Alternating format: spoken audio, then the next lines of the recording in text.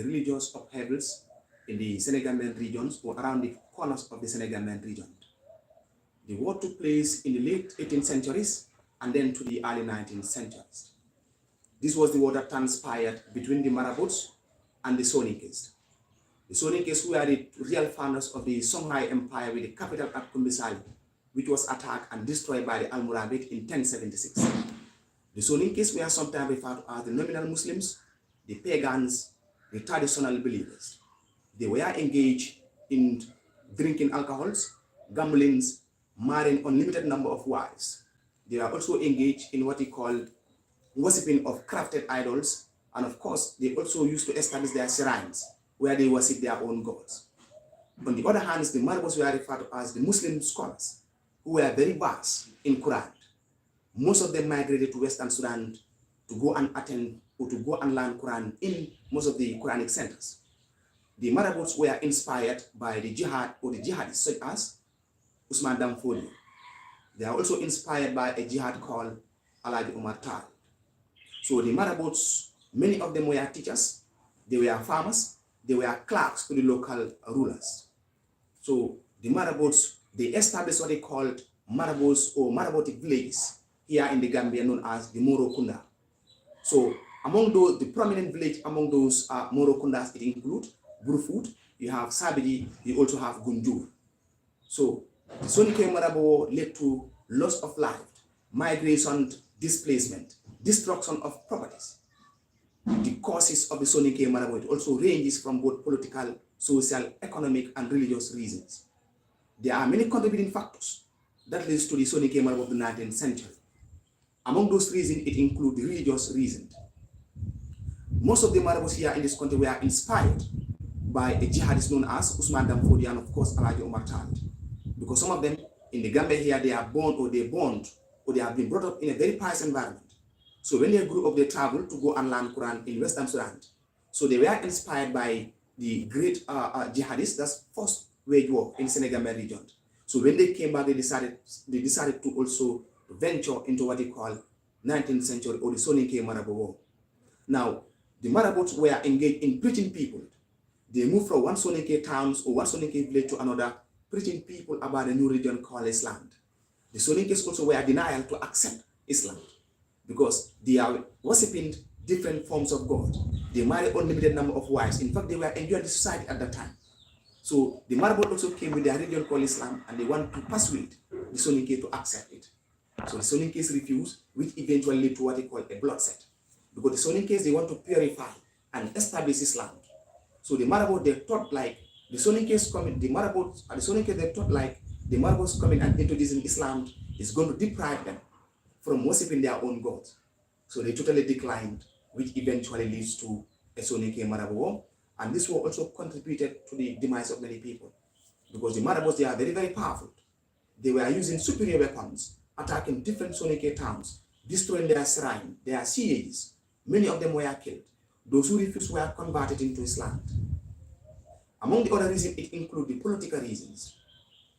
At that time, the society was highly stratified with the ruling Soninke clan. The Soninkes were not allowing the Marabouts to take part in any political affairs of the state.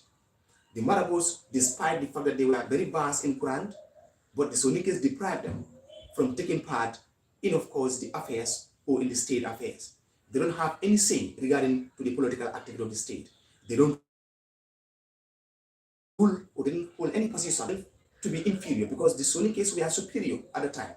They were the ruling Soninke clan having the say in all the state affairs. They take part in the management of the state. So they were depriving the Marabout from taking part in the state management, which angered the Marabout such as Foday, Kaba, Maba, Jihad, Alpha, Molo. They eventually lived to what they call the 19th century jihadists. And in this jihadists also, the battles were very fought severely because many people lost their lives. Some people have to migrate to foreign Kombos to seek for refugees under the British who colonized or who captured Kombos in Mary at that time. So we also have the social reason. In the society at that time, in the Senegambian region, the society was highly infested with the Soninke clan. The Soninkes, they enjoyed the wealth, they occupied the lands, and of course, they were the one controlling the business sector at that time. So most of their kings like Soninke were very, very, hungry for power.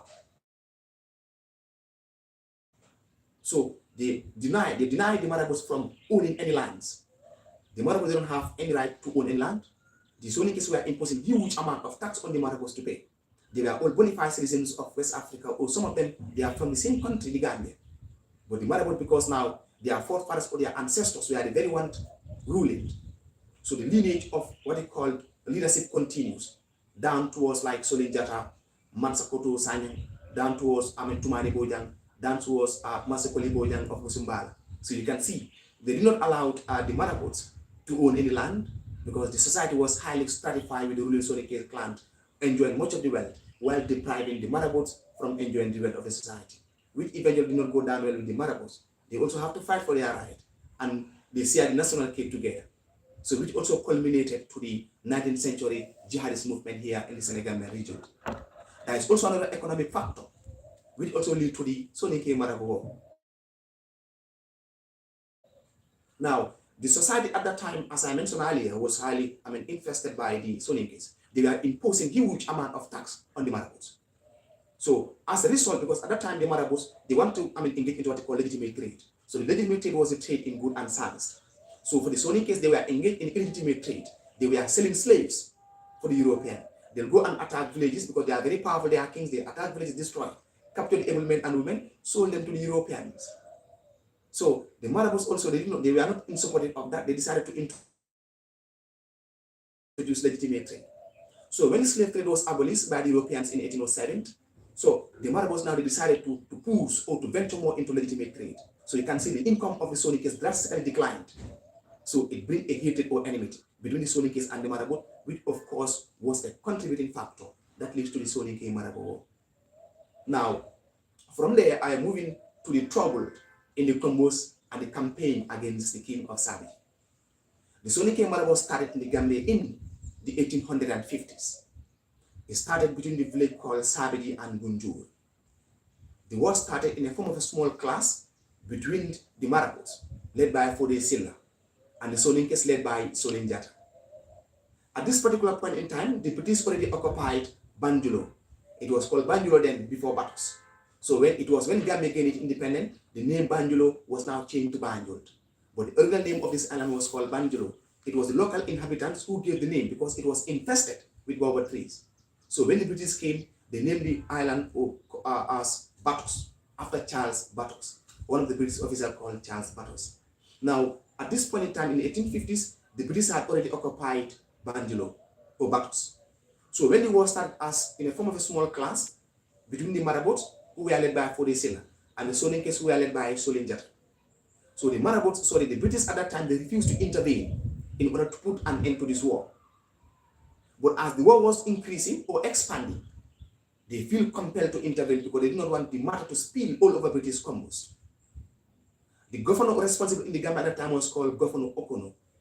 He asked Solinjata, who was the then king of Sabiji, to give his uncontrollable town to the British for them to control. On the 24th of May, 1853, an agreement was signed, or a treaty was signed, that gave Sabiji to the British crown. And Sabiji was finally added to the British crown. That treaty does not go down well with the Marabouts. So the Marabout, they opposed to that idea that gave Sabiji to the British crown. In reaction to that, Governor Okono decided to take Sabiji by and force. So on the 1st of June, 1853, he decided to take Sabiji by and force. The Marabouts in Burfoot at that time, they mobilized themselves. They attacked Busumbala, which was the headquarters of the king of Kombo. They executed Solinjata, but they were unable to take over the town in Busumbala, and they retreated. So Governor Okono also decided to wage war against the people of Sandi. First, what he did was he decided to imprison the Alcalus and some of the prominent people in Sandi. So as time goes by, the war still continues in progress. The Marabout also were very angry as a result. They started waging war, attacking different towns and villages along Kombo St. Mary's and of course in the south bank of the Gambia. So Governor Okono also decided to take Sabiji now by and force. He mobilized his forces that were up to 260 men. They launched an attack in Sabiji. And in this attack, the Marabouts were having the upper hand because they are very powerful and they were having a very large number. So the Marabouts were able to overcome or to defeat Governor Okono and his people. So many of the people, like many of the British, were wounded, some were killed, and of course some escaped. The governor also decided to mobilize people from local inhabitants and some of the Soninke king, like Soninke king in Bara at that time, another Soninke king also in Busumbala, then you also have Soninke king, of course, in Brikama. They joined forces. They joined forces and joined together, they joined hands with the British, with the British importers at that time. They decided to attack Sabiji for the second time. And at this time, the people of Sabiji were defeated. So as the war also continued, and then finally, in 1865, a peace treaty was signed, which brings this war to an end. Now, to the different jihadist movement, because in the Gambia at the time, there were different jihadists, ranging from Maba Jahoba. We also have Foday Kaba. We also have Mudlamin Drame, Sheikh Matiba. We also have Alpha Molo and Musa Molo. These were all Gambian who participated or who took active part in the Soninke Marabout because they wanted to purify Islam here in the Gambia. So first we will start with the jihad of Maba Jahoba. Maba Jahoba, his original name or his real name was called Hamaba, but in history he was probably known as Maba. So Maba was born in Badibu in 1809. He was brought up in a very pious environment. When he grew up, he traveled around the Senegal region like many other Islamic scholars for the teaching and the learning of Quran. He was compelled to return back home when he learned that his father died in Badibu. Then he returned back to continue his father's occupation as an Islamic scholar. He was welcomed by the king of Badibu, who was called Jereba Maro. So Maba was allowed to build his own Islamic school in his hometown called Kermaba, to continue his father's occupation to teach the people about Quran. So the jihad of Maba come into an existence as a result of the loss of the British. The jihad came into being when the British realized that they lose huge amount of profit during their trade in Badibu. Because during their trade, there was a Soninke Marabout going on in Badibu. So because of this war, it affected the British income or profit that they were generating. So the governor who replaced Governor Okono at the time was called Governor George in 1859. So when he replaced Governor Okono in 1859, he ordered Jereba Marong to pay cattle as a compensation for the loss that they incurred. So at the initial state, Jereba Marong was never prepared to pay cattle as a compensation. But Governor Okono decided, or he threatened, to launch an attack in order to destroy the whole of Badibu if Maba refused to pay them cattle as compensation. So he also threatened to attack Maba, to attack Badibu, and execute the people of Badibu, especially Maba. So a night before the planned attack, Maba Jahoba ran to the British or to the governor and appealed for the governor to spare his hometown called Kermaba. So Jereba Marong, after paying the cattle as compensation to the governor, he felt that Maba betrayed him. Then the British, they negotiated. They settled the dispute between Maba and Jereba Marong. Then Maba was allowed to go and settle peacefully in his hometown called Kermaba. So despite the reconciliation, Maba was also not happy. Sorry, Jereba Marong was also not happy despite the reconciliation to settle the dispute between him and of course Maba. So he sent his son to go and execute Maba. Then his son, according to history, his son was drunken. He went and revealed the purpose of his visit. So Maba and his forces also wasted no time. They went on to kill the foolish messenger. Then Maba did not stop there. In 1861, he declared a war on the king of Badibu called Jereba Marong. Then he ended up executing or mutilating the king of Badibu. So Maba also, he continued to expand. He attacked different villages in Badibu. He attacked Jokado, Daslami, he attacked Nyoni, destroying many places. This jihad led to the death of many people. And many people at the North Bank region at that time, they also migrated. Some went to the South Bank, some went to other regions to stay in peace. So Maba also did not stop there, he continued. And in fact, his jihad spread towards Jara, Sin, and Salud. He was supported by one of his trusted lieutenants called Foday Kaba. He was also supported by the king of Kayor called Let Ndor.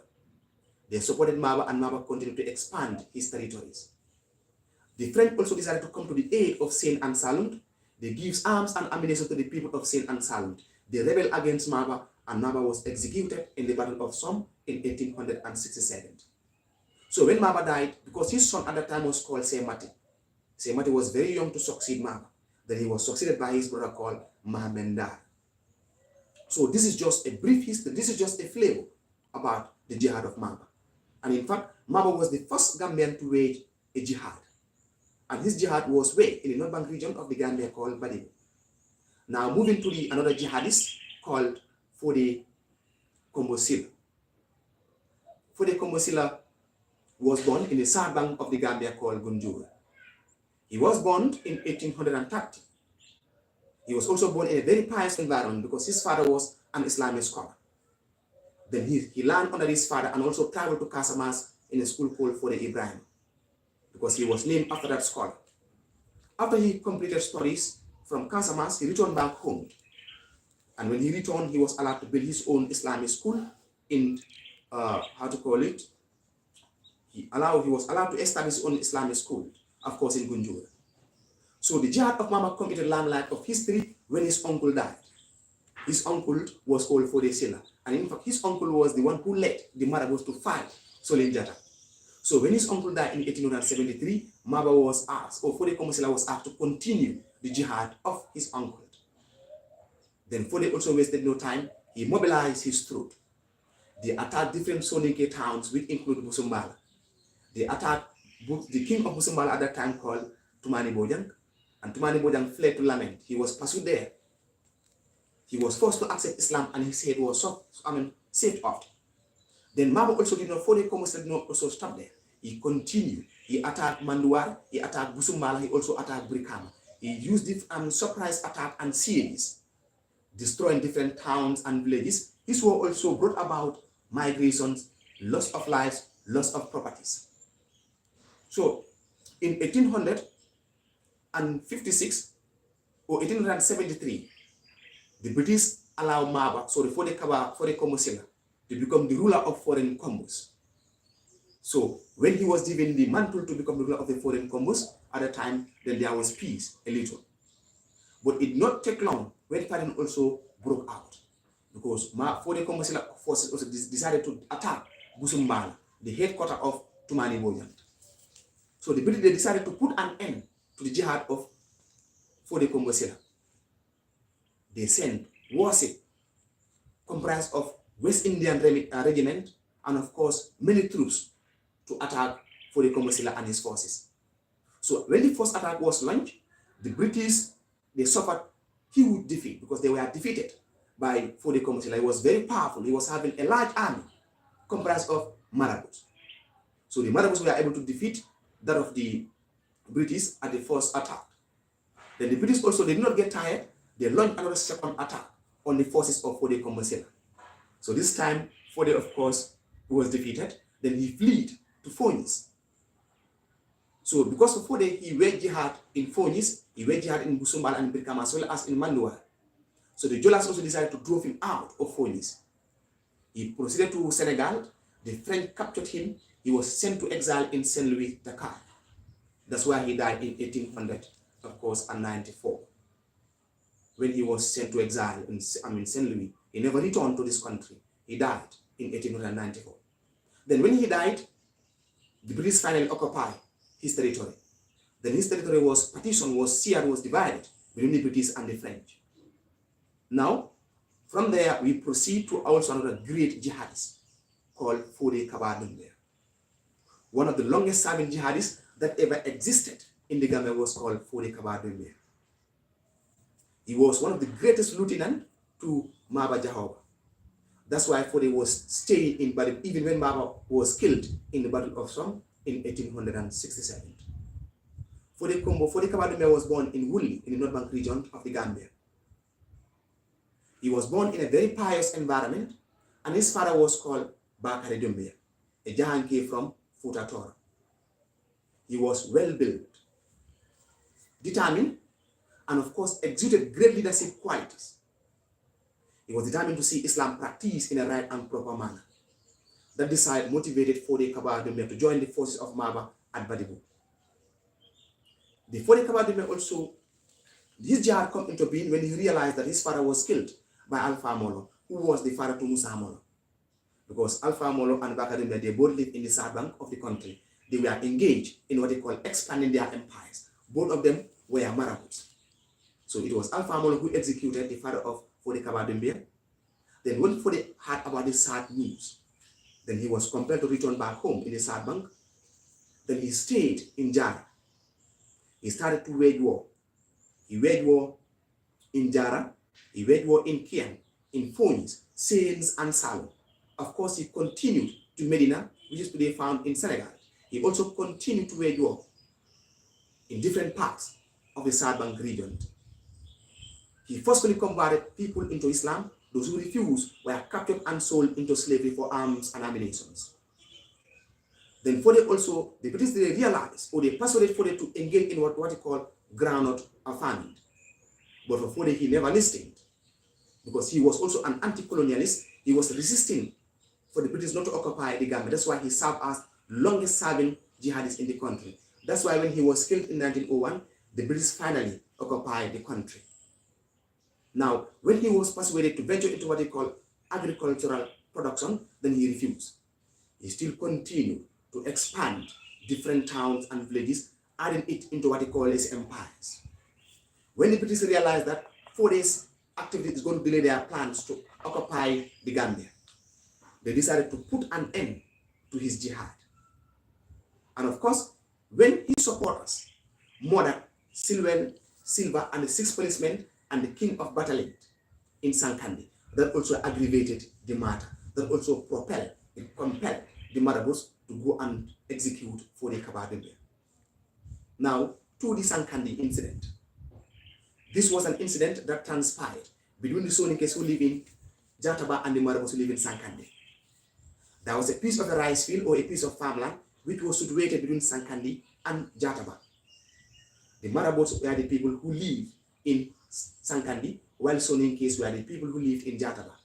So between these two villages, there was a piece of a rice field, which was very green and fertile at that time. Local people or the local inhabitants were growing crops such as rice for their survival. So the Soninke said they are the owner of the piece of land.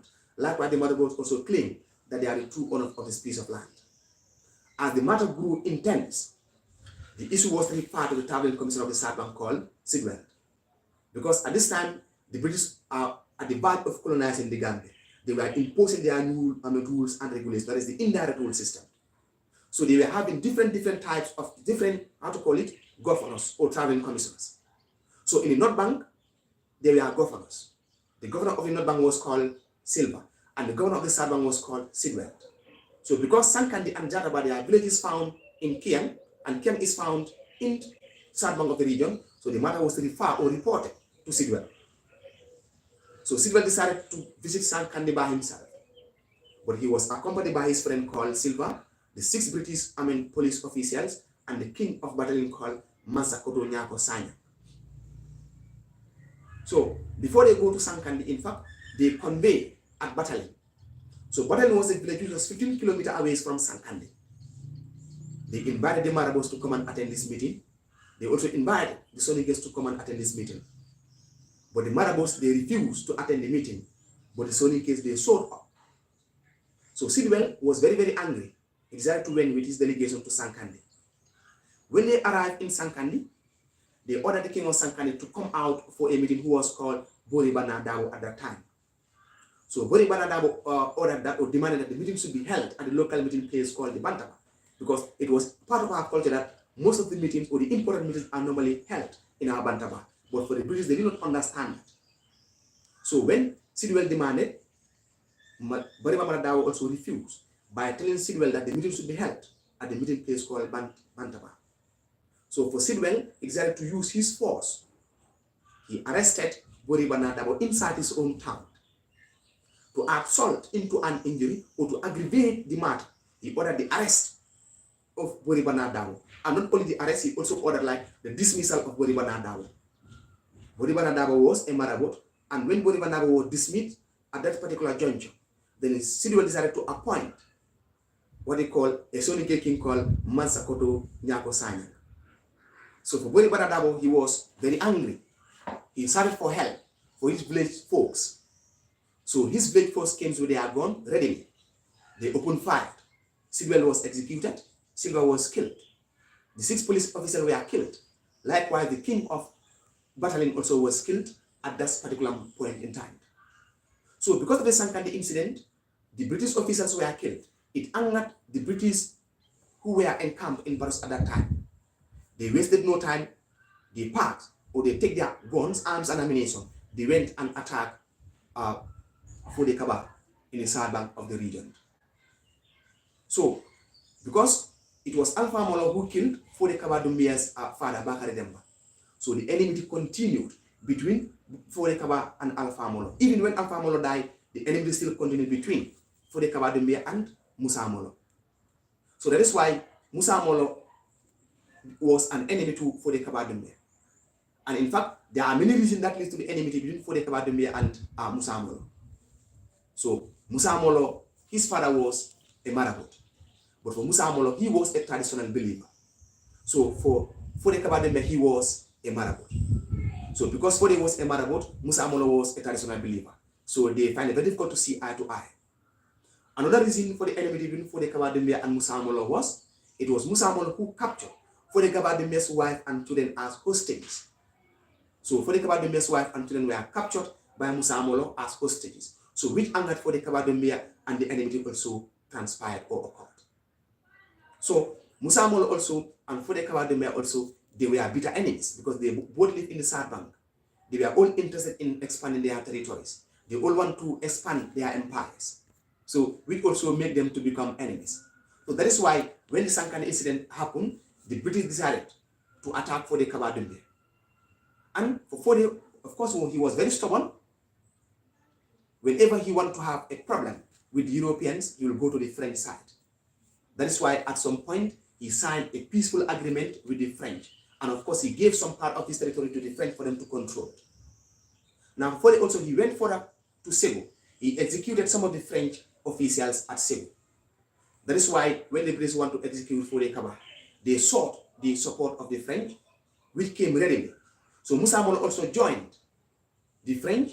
So an Anglo-French force, together with the force of Musa Molo, they launched a simultaneous assault on Foday Kaba. So he was attacked in his hometown called Medina in all angles. He had no route to escape at that time. Then he was gone down to death in 1901.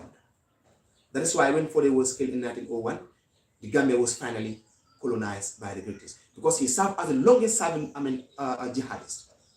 He was an anti-colonialist as well as a jihadist. He resisted against colonial rule for too long, or for so long. But at some point he was weak. He had no assistant because Maba he died. Foday Kombo Sillah was taken to exile. There was no reinforcement. He was the one fighting alone. He was weak. That's why he was attacked in all angles and directions. Then he was executed in 1901. Now, what are the factors that leads to the British occupations of Foday Kaba's territory? Because there are many reasons why they decided to occupy the territories of Foday Kaba Dumbia. Among the reasons was, the British, they fear that the activists of Foday Kaba Dumbia is going to delay their plans to occupy the Gambia. Because remember, the British at that time, they had this belief: the more territories you colonize, the more powerful you become. That is why they sat down there in Berlin, Germany. They divide Africa into 54 odd countries, and Africa had never been the same again. So when they came down, they want to occupy the country. They realized there was an anti-colonialist, a very powerful Marabout called Foday Kaba. They decided to lay down plans. They executed him, or they removed him on the way. Then that's why when he was killed, then the Gambia was finally colonized. So another reason why the British, they decided to occupy the territory of Foday Kaba, because Foday Kaba's jihad were declining trade and agriculture, because he was attacking different towns who were farm settlement. He attacked different people who were farmers. They were forcefully converted into Islam. Some were killed, some were sold into slavery, some migrated. So his jihad led to decline of trade and agriculture. The traders also, they fear going out to do their business. They are buying and selling of goods and services. Because of the jihad, Foday Kaba was a very powerful jihadist. He was not merciful, because he was determined to see Islam practiced in a right and proper manner. He was determined to purify Islam. He wanted to eliminate totally traditional religion. The other contributing factors why Foday Kaba territory also was occupied by the British at that time was The British at that time, they were in need to colonize the Gambia. Because remember, they had an interest in River Gambia. The River Gambia was navigable throughout. You can sail from Gambia to Europe, navigable. And of course, they also wanted huge profit from trade because there are villages alongside the River Gambia. There are villages alongside the Sarban. And it could not have been possible to trade with these people if Foday Kaba is still continuing his jihad. So they were in need to colonize the country. That's why they decided to eliminate Foday Kaba in the country. They also decided, or they also occupied his territory because his territory was also occupied in the Gambia because for Foday, he instigated his people to fight against the British, which led to what they call the Sankande incident. Remember, Foday was living in the South Bank, and Sankande is found in Kiang, and Kiang is also under the South Bank. So he was the one who instilled fear on the people of Sankande. They decided to wage war to kill Silva Sidwell, the 6 policemen, and the king of battalion. So that's why they decided to kill Foday Kaba. And the French also, they despite him at some point in time because he killed some of their officials in Cebu. Because for Foday, he was not merciful at that time. If we are not ready to accept Islam, he will remove you along the way, or he will execute you. So these are the reasons why Foday Kaba's territory was occupied by the British. What are the tactics? Because Foday also was very, very intelligent. He exuded great leadership qualities. He was having a great leadership potential. Very wise, prominent, and of course, a true leader in his country. There are tactics, strategies, and methods that Foday also was employed, in order to avoid the British occupy his territory. As the British were planning to occupy his territories, Foday also was adopting method strategies to avoid the British to occupy his territories. Among the methods used by Foday to avoid the European occupation of his territory, it includes gunboat diplomacy. Because when the British at that time, they decided to bring in their big guns called the cannons and place it in Sankande. So Foday, when he realized that the British now, they already brought in their guns, he tried to be intact. He tried to be calm. He tried to pull himself together to avoid him being killed. So the reason. Now, the other reason also why the Foday also territory resisted for the British occupation of his territory is he always signed a peaceful treaties with the French whenever he had a misunderstanding with the British. He was very wise. He go to the French side whenever he realized that he's in a trouble or in he is not in good terms with the British. He will go to the French side. That's why he served as the longest serving jihadist. He was using these tactics along the line. He was playing with the minds and hearts of the Europeans along the line for him to stay in power and to preserve his own empire. Now, the other reason why Foday also resisted for the European occupation of his territory was, for Foday, he instilled fear on his people again to rebel against the Europeans. Let's just say he give them confidence, he give them zeal and courage, telling them that we are Africans. We must stand and fight for our people. We must, purify Islam. So that is why his forces were very, very strong. He was having horses, cavalries, superior weapons that he was earning through the exchange of people who refused to accept Islam with weapons, exchanging or selling slaves for arms and ammunition in order to solidify himself on the throne. So for Foday also, he instilled fear on his people to rebel against the British. Now, these are some of the factors that Foday was using, or the method that Foday was using to avoid the British occupation of his territories. But finally, in 1901, he was executed by the French, Musa Molo, and his greatest enemy, Musa Molo. He was attacked in his hometown, and finally he was killed. And when he died, the Gambia was colonized for a period of 400 years by the British. Now from there, we continue to another jihadist, a warrior, an elephant hunter, a leader who led the flash against the king of Kaba called Sandi, whom they finally defeated at the Battle of Kansala. That this man is no other than Alpha Molo. Alpha Molo, whose real name was called Molo Igebalde. It was the Almabe of Fulas who gave him the title Alpha, which means the ruler of Fulas Empire. He led the Fulas to migrate down to the Senegambian region. He was an elephant hunter and a warrior, very powerful and strong. He believed in Islam, also determined to see Islam practiced in a right and proper manner. So he migrated from Fuda Toro down to the Senegambian region with Fulas. He led a large army against the people of Kansala.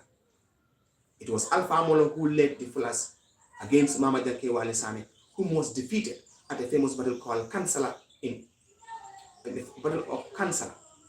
So when Mama Janke Wale Sane died, he continued to expand different Mandinka territories. He was conquering different Mandinka states and added into what he called his state to establish Florida Empire. He conquered Jimara, he conquered Nyanya, and all these states were added, which eventually led to the formation of Florida Empire in 1870. So Alpha Molo, after defeating the Mandinkas, he don't stop there. He still continued, step by step, destroying different Mandinka states, combating many Mandinka people who don't accept Islam to Islam. He established a theocratic system of government in his own state. So when Janke Wale Sane died, Alpha Molo established the Florida Empire in 1870. And he divided this empire into different provinces. And each of these provinces were handed over to what? A well-land Marabout. The provinces include Palenkula, Firdu, Jimara. And he himself ruled the kingdom of Firdu, while his brother called Bakadama ruled the kingdom called Palenkula. So in 1874, Alpha Molo died. And he died in a place called Dandu, and Dandu today is found in Guinea-Bissau. So this was Alpha Molo. So for Alpha Molo, he was a great theocratic leader. He was determined to see Islam practiced in a right and proper manner. That desire motivated him to attack the people of Kaba and eventually destroy the Kaba Empire and destroy the last king of Kaba called Maba Janke Wale Sane, who was very, very powerful. And in Kaba at that time, there are people like, if you have certain surnames, you could become a ruler, like the Sanes, the Manes, and of course, the Sinings. These are called the Colonies. These are the people who could become the ruler of the Kaba Empire. Yes. So that's why when Kaba Empire was finally destroyed, the Mandinka, they scattered. Some of the people who were lucky and they were not executed, they scattered all over the other region. So Musa Molo or Alpha Molo was able to establish the Florida Empire on his own. And 4 years later, he died in a village called Dandu. And that today is found in what he called Guinea-Bissau. That's why even today, when you go to Kansala Kaba, they will tell you how the battle transpired. Now, when Alpha Molo died, the religious elders at that time, they met and chose Bakari Demba instead of Musa Molo. Why Bakari Demba? Because Musa Molo was very too young to succeed at that time.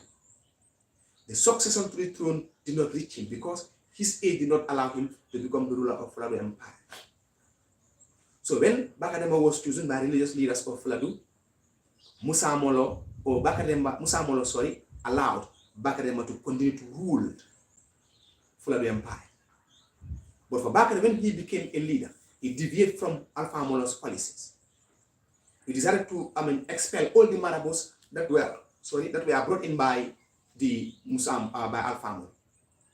When he became a ruler of Fuladu Empire, he decided to expel or to remove all the Marabouts that were brought in by Alpha Molo. He did not stop there. He also decided to return back to the state of animism, which was the worshipping of trees and animals. That is traditional religion. Because for Alpha Molo, he brought in Marabouts, he established a theocratic system of government. For Bakari Demba, he expelled all the Marabouts and of course returned to the state of animism, worshipping of trees and animals. So Bakari Demba and Musa Molo did not see eye to eye under the governance of Fuladu Empire. So Musa Molo went onto a battle at Kaulak. After defeating this battle, he established forces there. They came back home, they attacked, or his forces, they attacked Bakari Demba. So Bakari Demba, he escaped to Nyani. He ran, he fled Fuladu to Nyani. So Musa Molo occupied some part of Fuladu Empire, and he decided to allow his uncle Bakari Demba to come and stay quietly in Fuladu.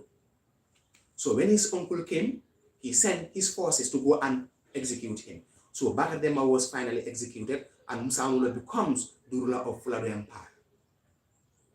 And Musa Molo, when he becomes a ruler of Fuladu Empire, he also tried to play the games that Foday Kabadome was also playing. That is to say, he tried to become friend with both the French and the British in order to solidify himself on that throne. In order to entrench himself on that throne, he becomes a friend to both the French and the British. He decided to give southern part of Fuladu to the French for them to control Musa Molo. And at the same time, also he was also dealing with the British. When the French realized Musa Molo also was dealing with the British, they decided to move to the capital city of Fuladu, which was called Hamdallah, and build their headquarters in order to be monitoring the activities of Musa Molo. So Musa Molo also was very wise. Musa Molo also was deprived or was denied from visiting the French with a convoy, because at this point in time they were planning to arrest him and send him to exile at Saint Louis, because they realized he was dealing with both the parties, in which the French were not happy with that. So at some point in time, Musa Molo was invited. When Musa Molo realized the French were planning to arrest him, he refused now to visit the French, him alone. And he was summoned to answer to a conference at Saint Louis, because Musa Molo, he was alleged to be killing his wives. He was alleged to be killing slaves, to be amazing or playing with weapons. So he was summoned to answer to a call at Saint Louis in Dakar. So he used his military tactics. He refused to attend or to answer the French call in Saint Louis. Instead, he packed his own belongings, he moved to the Gambian part of Fuladu and stayed in a place called Kasakunda near Joytown and Makati. So Joytown at that time was under the control, because it's part of the Gambia now, it's under the control of the British, because at this point in time, when the Kaba Gambia is no more in existence, the British had already occupied the Gambia. So when Musa Molo came and stayed in Kasakunda, he is now under the control of the British. He was also alleged by the British that he was also amazing with weapons, killing slaves, killing some of his wives, maltreating his subjects. Then he was summoned to attend a conference in Batos. When he went, he was arrested and he was deported to Saint Louis for exile. He returned back old and feeble here in this country. He died. And when he died, he was succeeded by his son called Chernobande. Chernobande succeeded Musa Molo when Musa Molo died. So this was how our people were being eliminated, one after the other. Maba Jahoba was eliminated in 1867. From Maba, then you come, Foday Komosila was killed in 1894. From Foday Komosila, then you went, they pursued, whom we call Foday Kaba. He was also executed in 1901. Then they did not stop there. They went to Foday. There was a king called King Wapai of Foday. He was also very brutal against European domination in the Gambia. He was also attacked in the same year, 1901, then he was executed. Then the Soninke king, Brungai Sonko, the king of Bara at that time, was also executed in the same year, 1901. Then they also captured Musa Molo, sent him to exile. He was returned, or he was allowed to return back old and feeble. So when he came, he was old, he died in the country. He didn't stay long, he died. And he was succeeded by his son, Chernobande. So these are some of our prominent Gambians who participated, who took part in the Soninke Marabout. And each of these jihadists, the word that they wear, it is having a lasting impact in this country. The impact is still existing. Because when you look at the jihad of Maba, it led to displacement. Many people left their homes inside for what they call place for unity, place for peace rather. The jihad of Maba led to what they called the execution of many people, because those who refused to accept Islam were killed against their own will. Most of the people in North Bangladesh at that time, they were executed. The farmers, they lost their animals, they lost their crops, they had the fear not to go and farm. So, also the other impact that the jihad of Maba had on the life and livelihood of the Gambian people, it also led to the decline of our indigenous industry. So indigenous industries were those industries that were in existence in the Gambia, like the soil industries, the carving industries, the mining industries, the iron industry, the leather industries. Our Gambian people at that time were able to feed themselves. In fact, most of the countries in West Africa before the coming of Europeans, they were engaged in the indigenous industries. You can see, they manufacture salt. Salt was obtained in the Gambia, in Daslame, in Bintang and Albreda. It was our indigenous people who will go out there and prepare salt and exchange it through what they call a barter system. It was our own people who will go down to the farms. They till, they grow crops and rear animals for their own survival and of course for the business. It was our own people who will go down to the bush. They kill animal, they skin it. They remove the heart and skin. They make it into what they call different material. Some leathers were used to make into what they call belt. Some were used to make what they call hats. Some were used to make what they call jackets for storing water. It was also our own indigenous people before the coming of the Europeans. They'll go out there. They cut trees because Africa was blessed with too much of trees. They'll fell down trees with axe. They shape the trees into different objects. The object that we are made out of these trees, it includes mortars and pestles. They also make what they call benches. They make flags for writing Arabic scriptures. They can make statues, images to beautify people. So it was the jihadists, it was this jihad that happened in the 19th century. It contributed to the decline of our indigenous industry. That's why I say it is having a lasting impact in the life and the livelihoods of the Gambian people and the people of Western Sudan at large. Now, two, the reason why the Soninkes were defeated, because when this war was going on, you realize the Soninkes were defeated by the Marabouts. There are also reasons why the Soninkes were defeated. Among the reasons why the Soninkes were defeated is because the Soninkes, they were oppressive rulers. Most of their rulers, they were what? Oppressive to their subject. They were very wicked, they were very brutal and unkind. They were unmerciful. They treat their subject like no man's business. They sold some of them their subject they despised the most to the Europeans as slaves. So that's why some of them were joining the Marabouts to become Islam, or to accept Islam to become Muslims. So you can see the Marabout now, they have a large army, while the Soninke, they have what? A very small army, because they are oppressive nature of their rulers, which also culminated, or which also is a reason why the Marabout, they defeated the Soninkes. The other reason why the Soninkes also were defeated is because the Soninkes, they were not united. Disunity. To every war, where there's unity, people who are united stand a better chance to defeat people who are disunited. That is why when you look at the Bara War, you realize the reason why the Europeans were able to defeat our ancestors is because the people of Bara at that time, they suffered disunity. There was disunity between the people of Bara and the people of Badi. So while the British were disunited, because they were having reinforcement from Sierra Leone and the central or in other region across West Africa. In fact, some of our Gambians were joining the British to fight against the people of Marabout or the people of Bara. That's why the people of Bara were defeated. So you can see the Soninkes also, they were not united, but the Marabouts, they were united, because it was Alhaji Omar Tal who was influencing our Marabout. It was Usman Damfode also influencing our Marabout. It was Foday Kaba who served as the greatest lieutenant to Maba Diakhou. It was late Nor who also joined Maba Diakhou. Are you people seeing? So you can easily tell that the Marabouts were united, while the Soninkes were disunited, which also led to their defeat. The other reason why the Soninkes also were defeated is because the Marabouts, they had a great influence.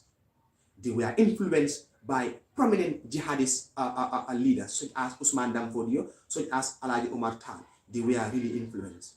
So they were giving them courage, emboldening them to go and fight, to purify and to solidify Islam in the Senegambian region. That is why the Marabout, they had the upper hand. They were able to defeat the Soninkes in the Senegambian region. Because Soninkes, when you look at it, other Soninkes from different out of Gambia were not coming to join them. But now when you look at the forces of Maba, the forces of Foday Kaba, the forces of Alpha Mol and the likes, you have other people who are coming to join them. We are coming to join them. So that is why the Soninkes also were defeated. That's why the Soninkes were defeated. It is very, very important for us, the Gambians, to know about what transpired in the late 18th centuries to the early 19th century. This was called a bloodless war. Bloodiest. Because people who refused to accept Islam were executed. Because before most of the time, he will attack the towns around the Sadwang region, especially the Fonis. He was attacking different towns and villages in Fonis, forcefully converting people into Islam. Many people escaped, but also many people also were executed. Most of them also were sold into slavery for arms and ammunition. For arms and ammunition. So this is just a tip about Soninke Marabout that happened in this country. So the war also is very, very fascinating. It's important for our people to know what transpired in the region, that is the Jihad of 19th century. Now, the Jihad also did not take place only in the Gambia. It doesn't only transpired here in the Gambia, but it also spread across Western Sudan, Central Sudan, and of course, Southern Sudan. It also spread because the life of Usman Dan Fodio also was waging war in Sudan. The life of Sey Omar Tal also was waging war in Sudan. The life of Alaji Umar or Alaji Moore was also waging war in Sudan. So you can see, that's where, in fact, that's where it started. Because our people, they were born in a very pious environment, so they went to these Islamic centers like Southern Sudan, Central Sudan, to seek for Islamic education. So that is why when they were seeking for Islamic education, they were inspired by like the life of Foday, Usman Dan Fodius, the life of Alaji Umar Tal. So when they came down to the Gambia now, they decided to also start their own jihad. So the British at that time, for them, they were in support of the Soninkes rather than the Marabouts, because they realized the Marabouts were having the upper hands and the Marabouts were very, very powerful. So when they realized that the Marabouts were very powerful, that's why at the initial stage, Governor Okono decided to tell Soninke to give his own considerable territories for the British for them to control. That's why when the treaty was signed in 1853, the Marabouts, they opposed to that idea, because Sabiji was a Marabout town. Gunjur was a Marabout stronghold. Of course, Sukura Osabi was a Marabout town, Gunjur and also Burfoot. But you will tend to realize when the treaty was signed between Soninke and Governor Okono, it angered the Marabouts.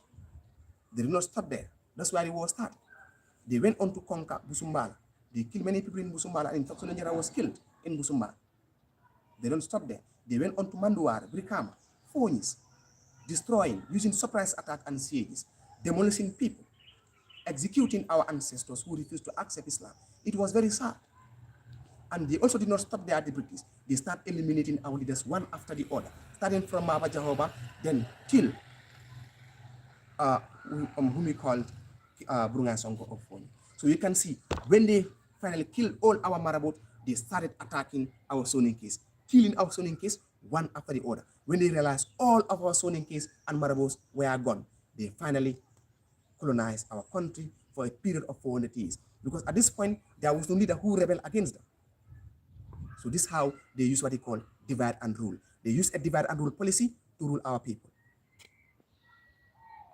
When they came in 1884 to 1885, they sat in Bali, they divide Africa now. When they came here in the Gambia, divide and rule policy. They divided the Marabouts and of course the Soninkes, because they were supporting the Soninkes. They could have even just come and settle the matter peacefully. But when you come and support one party, the other party will feel offended. They will rebel against you. Yes, so Soninke Marabout. Yes. Soninke Marabout. Very, very interesting topic. Very interesting. Yes. So Soninke Marabout is an interesting topic views, and I believe you will tend to enjoy this topic. So you can see this is what had transpired in our country between the non-believers that are called the Sarahulis. And the Sarahulis, they are the real founder of the Songhai Empire. So the Songhai Empire was the first empire, they are the real founder of the Ghana Empire. The Ghana Empire was the first empire to emerge in West Africa. And the empire was founded by the Sarahulis, who are called the non-believers or the nominal Muslims. So the empire was attacked and destroyed in 1874 by Almoravid invaders.